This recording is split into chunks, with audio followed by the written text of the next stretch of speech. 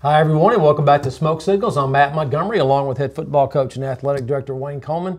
Fighting Indians lost last week to Henderson. Coach, it had to be one of the most frustrating losses I know that I've experienced doing the games on the radio in a long time. I mean, to me this was a game of missed opportunities and you just had so many chances. We did.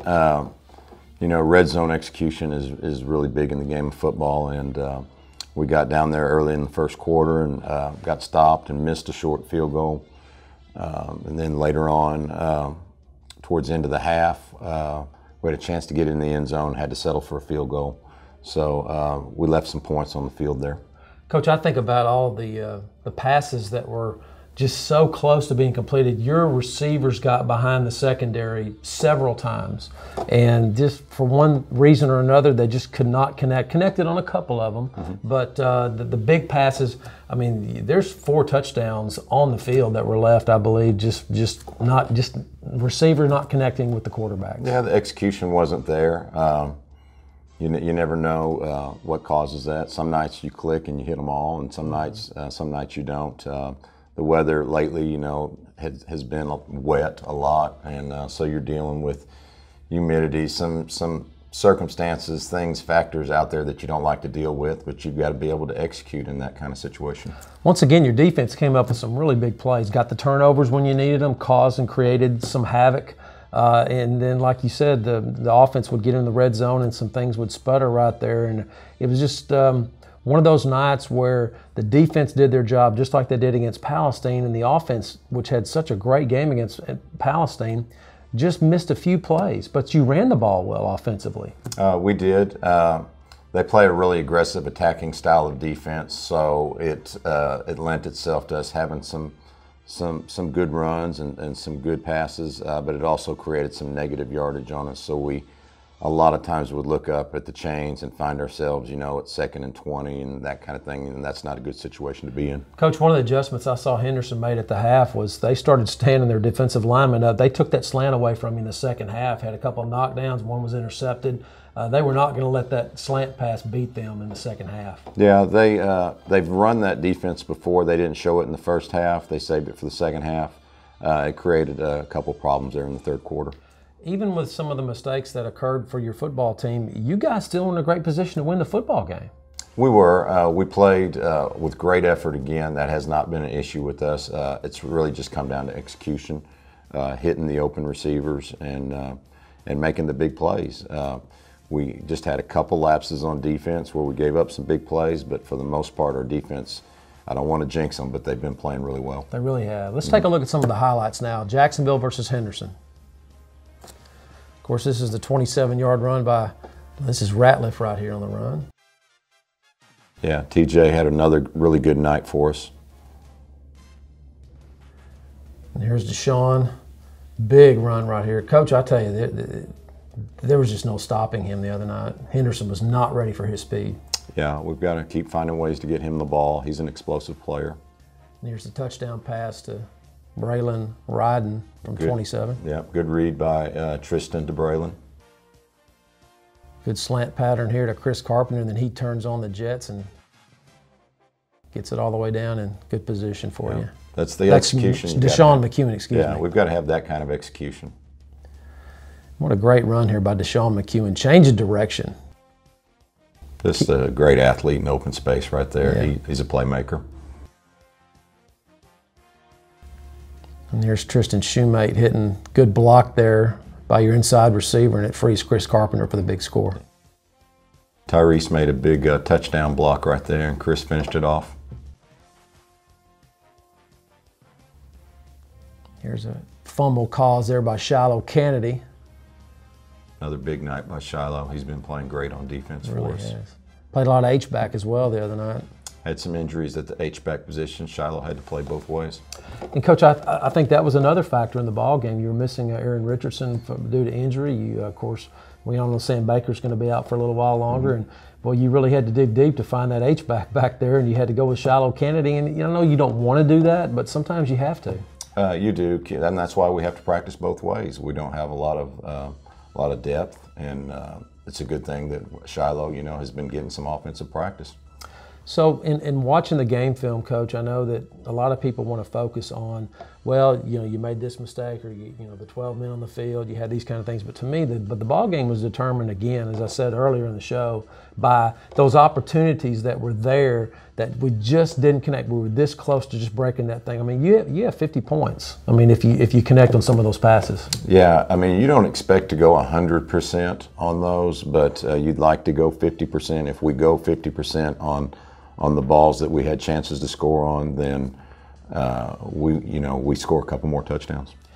Coach, you finished 1-2 in non-district, and I know you played. I mean, the opponents in non-district. You set that up to get you ready for district. What are your overall impressions about where you think your football team is right now as you head into the bye week? For sure, we are where we thought we would be defensively. We knew coming into the season. We thought we've got a lot of returning players on the defensive side. We've got some depth there. We felt like we were going to be strong on the defensive side. We thought we were going to have to develop some offensive linemen, and that's really where we're at. So we're really not surprised with the way things have played out, and we've just got to make sure that we keep developing those weak spots. Pretty huge change in the way I see it from week 1 Carthage and week 3 versus Henderson. I mean, your team came so far, particularly as you said, your offensive line continues to improve, the running game improves. Really came a long way in a couple of weeks. Yeah, you can tell the difference for sure, just in the way that TJ's running the ball. He's got some holes to run in, and we are doing a really good job of giving him some space. Now we got to pick up on our pass protection. So the bye week you've had, I know you're getting a lot of guys dinged up, getting them some rest, catching up on academics. Talk about the activities of the bye week. Backed off a little bit on the practice minutes during the open week, and got to grind now back getting into Nacogdoches week and get ready for that. It gives you a little more time game planning wise. It gives you more time to watch video with the kids, help them to know their opponent a little better. So that's been good for us. Interesting twist of the schedule here. You open District 9 5A Division II. It's a mouthful to say these days. Against Nacogdoches, district starts this Thursday. Coach, it's not a short week like a Thursday would be because you're coming off the open week. Talk about Nacogdoches. They've had an interesting non-district schedule. Of course, they played their usual Lufkin, rival game, just like Jacksonville plays Palestine, and got it handed to them, which you would expect, top 10 team in Lufkin. But talk about Nacogdoches. What do they do well? They're still running the spread offense. They do a good job with the quick passing game. They do a good job running the option. And then on the defense, they've switched to a 3-4 defense, which is new for them. They've been an even defense for several years, but they've got a new defensive coordinator. They're running the 3-4, which is what we used to run. So we're familiar with that defense. They're really well coached right now on the defensive side of the ball. Coach, we saw a lot of those younger Nacogdoches players last year at Tomato Bowl in that last game, and where you just blew the game out, and they put a lot of the younger players in, particularly at quarterback. That kid's back, and he's a good, solid quarterback. I've seen some highlights on him. Yeah, he's a nice, tall, rangy quarterback. Great passing action. Kid can really run their offense well. And like you said, they played a lot of young kids in the last game last year against us. And so a lot of those kids are still out there. We're recognizing those jersey numbers. We see them. We know last year we kind of took advantage of them because they had a few freshmen on the field last year. So they're more experienced now. They're going to be much tougher to beat this time. I'm not asking you to reveal, what you're going to do, but are there things that our fans can look at that you didn't do in non-district that you were maybe saving for district, and perhaps maybe Nacogdoches may be doing that too, but you don't know about that, but for your team, will we see some different wrinkles as now you enter into the district race? Well, I think what you can see as we progress through the season, you can see the difference from game 1 to game 2 to game 3 on how the ball is being dispersed offensively. Mm-hmm. More touches by McEwen, more touches by Carpenter, so that my running backs who are defensive starters don't have to carry so much of the load. Mm-hmm. So we've got to get the ball spread out, and we did a much better job of that last week. Should have scored more points based on the offensive production we had. So I think you're going to see more kids touching the ball, and you're going to see hopefully better red zone execution. You said it a minute ago, you coming into the season, you knew that your defense was going to be the strong suit. Talk about what your defense needs to do this week to stop Nacogdoches. The main thing is we have been the most physical unit on the field in all of our games. Our defensive kids really run to the ball and they really hit you. If they'll keep doing that, we'll be okay. And then sometimes when you're playing with that much great effort on defense, there might be a lapse on a play where somebody's out of alignment or unfocused. But if we'll just keep playing with that defensive intensity that we've been playing with, we'll be okay. Turnovers have definitely been in your favor. You had 3 against Palestine that you turned 2 of those into scores, 3 again last week against Henderson. Coach, your defense is really creating ways to get the turnover. It isn't like the other team's making mistakes. You guys are stripping the ball. I mean, you're getting the picks on the tip passes. I mean, that's got to help you going into district. Oh, it does. And I mean, I'll be honest with you, Monday mornings in the field house when the kids show up at 7:30, it's a lot of fun going to that team meeting to find out who gets the turnover awards. And the kids pride themselves in it. And we understand that those are game changers. Of course, Nacogdoches runs a spread offense. You mentioned that earlier. Running backs, I know they have a scat back there. Who else do they have back there that can attack you running the ball?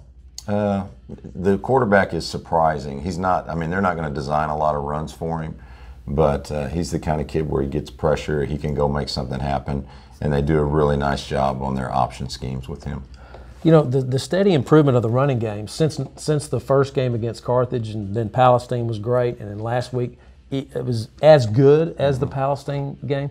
Your offensive line just seems to be gelling and coming together, and of course your blocking scheme has a lot to do with that, and you have to kind of figure out which players can do what, you know, so that determines that. So I know you got to be pleased with Thad Black's offensive line and the improvement from week 1.